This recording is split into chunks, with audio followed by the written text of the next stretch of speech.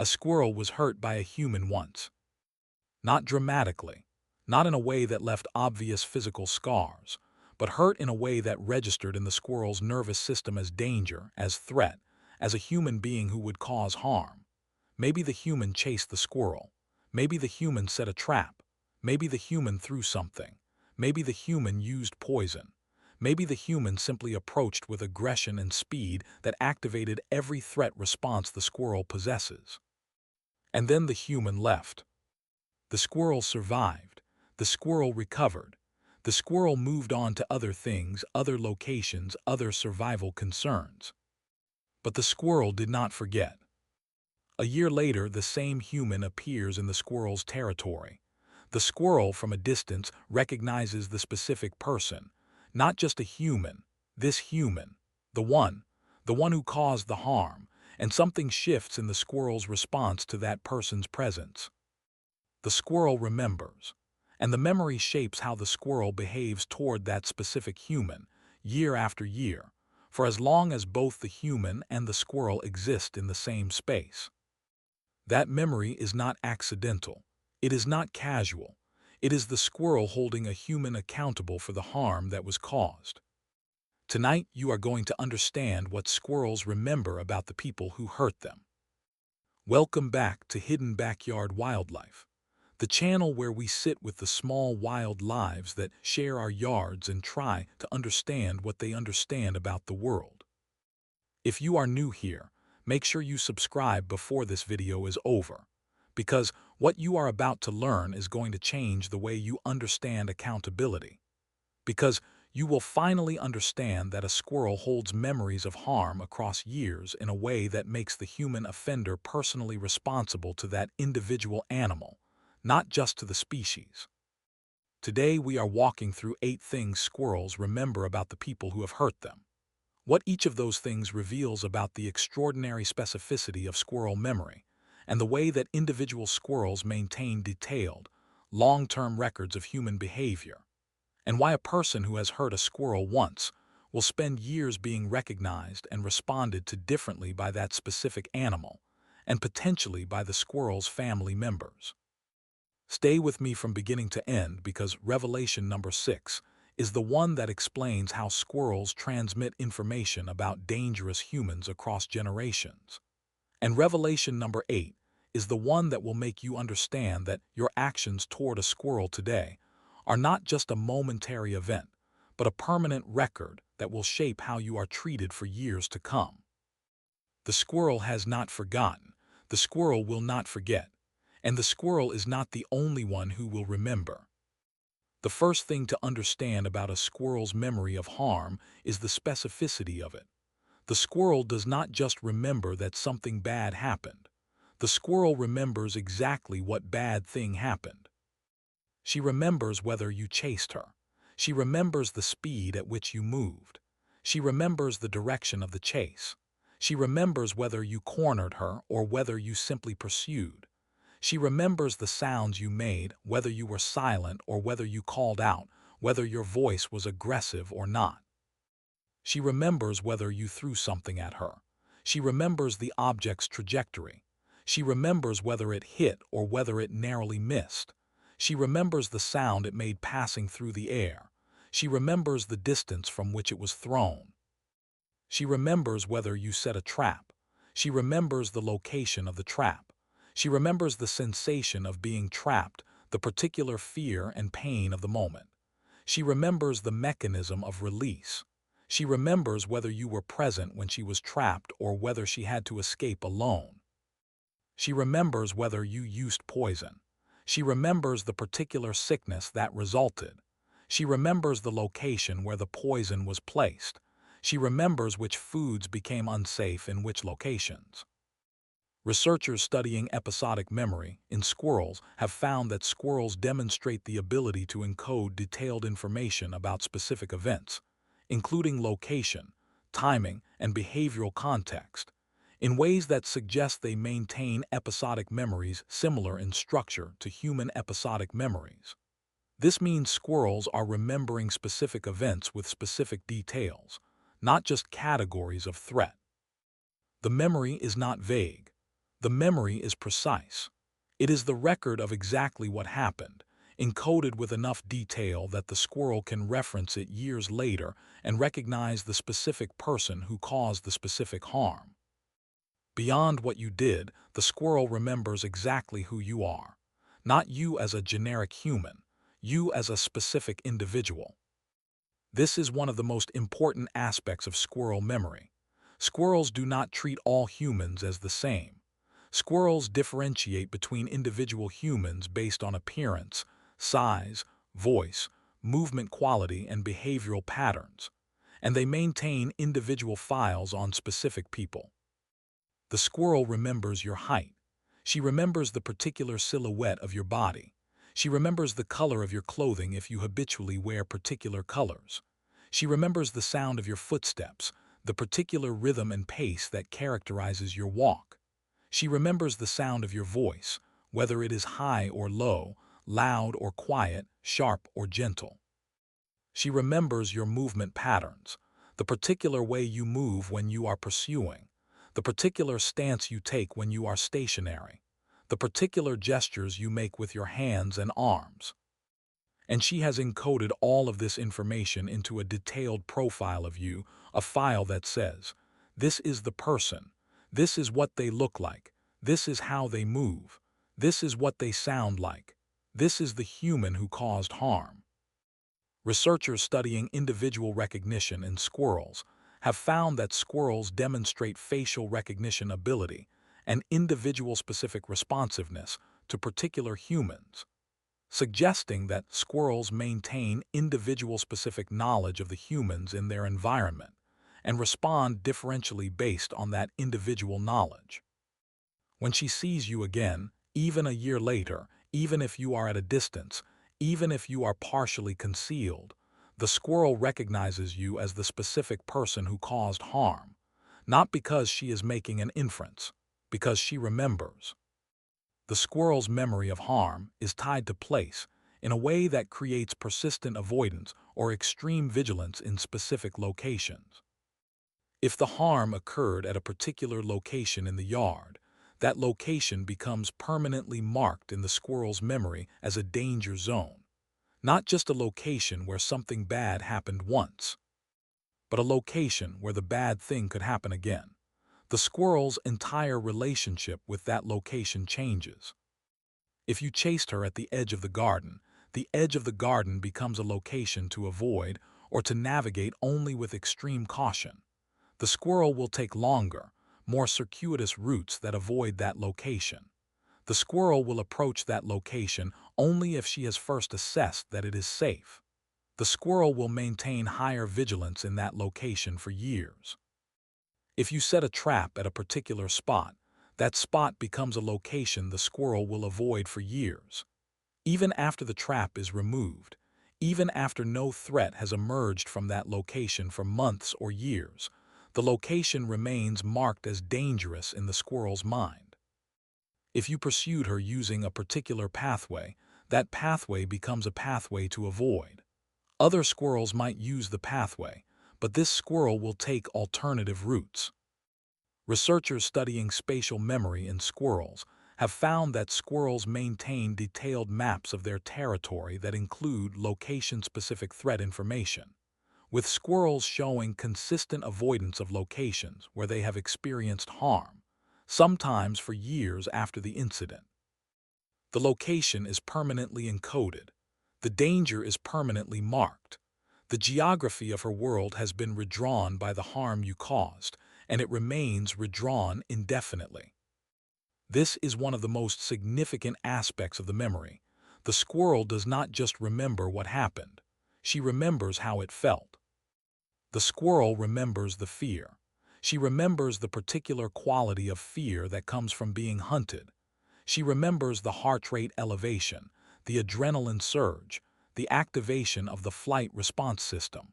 She remembers the desperation of trying to escape. She remembers the pain if pain was involved. She remembers the particular sensation of the trap's mechanism or the poison's effect. She remembers the suffering that accompanied the harm. She remembers the violation, The squirrel's space, her territory, her home, her refuge, was violated by your aggression. The safety of her world was compromised. The trust in the safety of specific spaces was broken. And she remembers the recovery. She remembers the hours or days it took to recover from the harm. She remembers the residual fear that persisted after the immediate danger passed. She remembers the caution that remained even after the threat seemed to be gone. All of this emotional content is encoded alongside the factual content of the memory. When she encounters you again, the emotional memory is activated alongside the factual memory. The fear returns. The vigilance returns. The caution returns. This is not learned behavior in the traditional sense. This is emotional memory, the encoding of affect alongside event, that shapes the squirrel's internal state when the person is encountered. If the harm was a one-time event, the squirrel remembers it as such.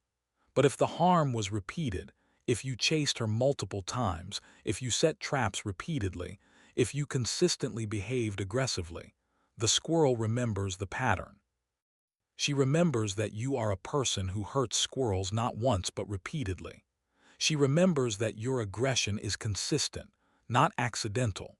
She remembers that there is a pattern to when and where you typically cause harm. Some humans hurt squirrels only once and then never interact with them again. Some humans hurt squirrels repeatedly, sometimes even obsessively, as if the squirrel's presence in the yard is an intolerable affront that must be punished. The squirrel remembers the difference. A one-time offense is remembered. A pattern of repeated offense is remembered with the added knowledge that this human is someone who will likely cause harm again. And if the pattern involves specific locations or specific times of day, the squirrel learns to avoid those times or locations with particular care when you are likely to be present. Researchers studying learning and memory in squirrels have found that squirrels demonstrate pattern recognition ability and consistent responsiveness to repeated behavioral patterns, suggesting that squirrels update their threat assessments based on repeated experiences and develop category-level responses based on behavioral consistency. The pattern becomes part of the profile. The file on you includes not just one incident but a series of incidents, a consistent behavior pattern that shapes how the squirrel will respond to you indefinitely. This is the one that most people never consider: how squirrels transmit information about dangerous humans to other squirrels, including family members. Squirrels do communicate with each other. They use vocalizations, scent marking, and behavioral displays to convey information.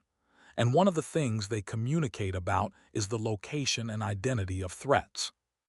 A squirrel that has been harmed by a specific human will, through her behavior and vocalizations, communicate information about that human to other squirrels in her family group. Other squirrels will learn not just that this human is dangerous, but that this specific human caused specific harm. The information is not transmitted through explicit teaching in the way that humans teach, but it is transmitted through observation and behavioral modeling. Young squirrels observe how their mother and other family members respond to a particular human and develop similar responses. The mother's avoidance behavior becomes the young squirrel's learned avoidance behavior. This is the beginning of a form of cultural transmission, knowledge about specific dangerous humans being passed from generation to generation within a family group. It is how squirrels develop collective knowledge about specific problem people without each squirrel having to directly experience the harm themselves.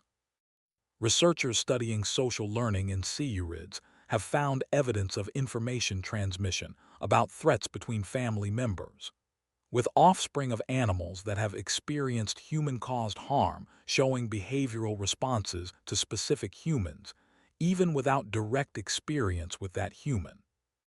Your actions toward one squirrel do not affect only that squirrel. Your actions send ripples through the squirrel family.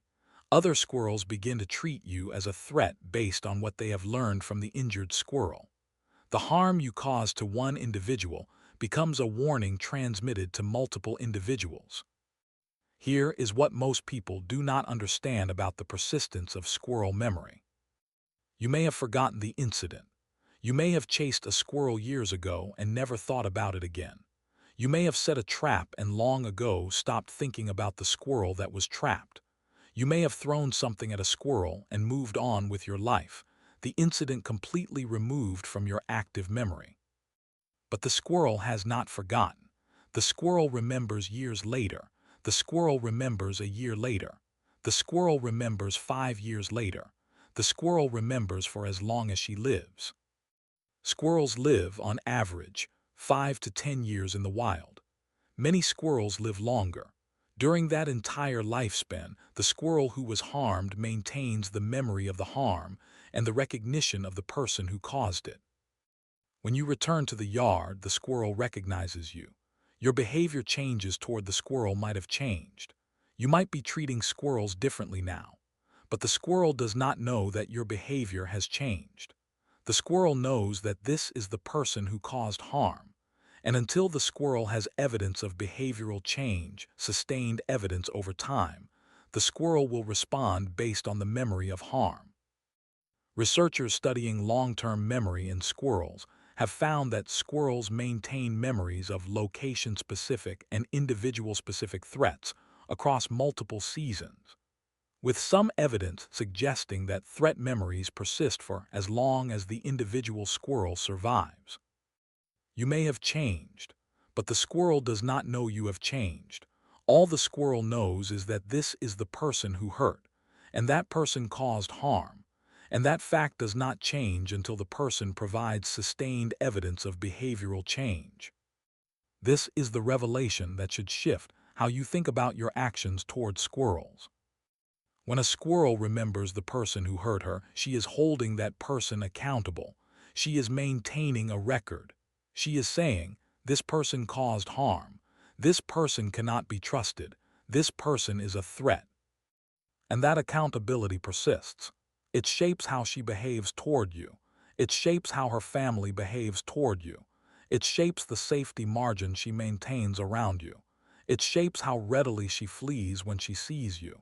It shapes how vigilant she becomes when you are near. The squirrel has no authority to punish you in the way human justice systems punish. She cannot fine you or imprison you or remove your freedom. But she holds you accountable in the way that wild animals hold threats accountable, through avoidance, through vigilance, through the transmission of warning to others, through the refusal to trust. You hurt a squirrel once, years ago. You may not remember it. It may have been a moment of anger or thoughtlessness. It may have been an attempt to protect your garden or your home. It may have seemed minor or justified at the time. But the squirrel remembers, and through her memory and her behavior, she holds you accountable for years, for as long as she lives, for as long as the memory persists in the minds of her offspring. This is not a story about squirrel cognition. This is a story about consequences, about the fact that actions have lasting effects, about the fact that harm caused to a small wild animal creates a permanent record in that animal's mind, about the fact that you are being held accountable by the creature you harmed, whether you realize it or not, whether you remember it or not. The squirrel did not ask for the harm. The squirrel did not deserve the harm. The squirrel survives the harm, but the squirrel does not forget the harm, and neither will the squirrel ever fully trust the person who caused it. That is the accountability. That is the long-term consequence. That is what happens when you hurt a squirrel. You become permanently categorized as a threat in that individual animal's mind, and that categorization shapes how you will be treated for the rest of both of your lives. This is not about making you feel guilty. This is about making you understand that your actions matter, that the squirrel you chased or hurt or poisoned is not a creature that simply forgets and moves on. The squirrel remembers. The squirrel holds you accountable, and the squirrel transmits that accountability to others. You are accountable to the creature you harmed, not just in the moment of harm, but in all the moments after, for all the years that follow. The squirrel's memory ensures it. Before I go, I want to ask you something, and I want you to answer in the comments below. If you have ever heard a squirrel chased one, set a trap, thrown something, used poison, have you thought about the consequence of that action? Have you realized that the squirrel remembers? That you are being held accountable in the eyes of that animal? That if you ever see that squirrel again, or if you move to a new neighborhood and encounter new squirrels, you are carrying that responsibility with you. Tell me about it. What happened? What would you do differently now? Have you noticed squirrels treating you differently because of something you did? Have you seen evidence of the memory? The stories this hidden backyard wildlife community shares are some of the most extraordinary I read every week. And every single one of them matters, because every single one of them is a story about consequence, about the lasting impact of our actions on the wild creatures we share space with. If anything in this video changed the way you think about your responsibility towards squirrels, if it shifted your understanding of what accountability means when accountability is being held by the creature you harmed, share it with someone who would understand. Sometimes the right perspective at the right moment changes what we do for the rest of our lives. Thank you for being here at Hidden Backyard Wildlife. The next time you are tempted to chase a squirrel, to set a trap, to throw something, to use poison, remember, the squirrel remembers. The squirrel holds you accountable. You are not just harming the animal in this moment.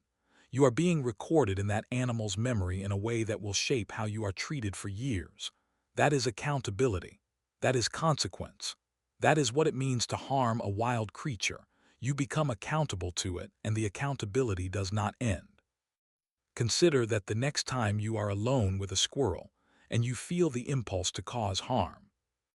The squirrel is watching. The squirrel is remembering. The squirrel will hold you accountable. I will see you in the next one.